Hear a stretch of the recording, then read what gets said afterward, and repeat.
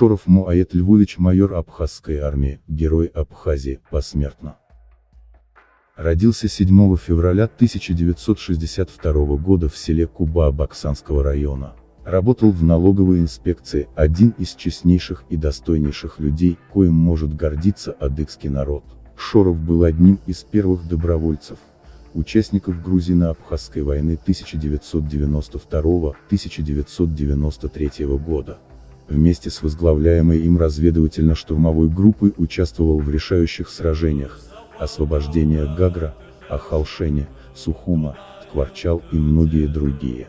Бывали случаи, что его группа, выполняя разведывательные задачи, по несколько дней находилась на территории, контролируемой противником, и уходили незамеченными.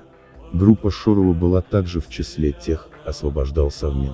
После 4,5 часа штурма противник все же сдался, которые объявили, что сдадутся только кабардинцам. Выяснив, кто среди сдающихся Шартова, Муаед Шоров объявил ему, что он арестован. Шартова попросил сообщить, кто его берет в плен. Шоров ответил: командир кабардинской группы, майор Абхазской армии Шоров.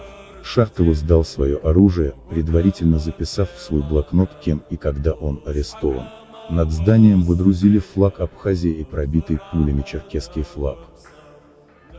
Вспоминая о Муаеде, его сослуживцы отмечали такие его качества, как твердость характера, организаторские способности, спокойствие во время боевых операций, обостренное чувство справедливости. Муаед требовал от своих бойцов гуманного обращения с пленными, за что получил прозвище «Демократ».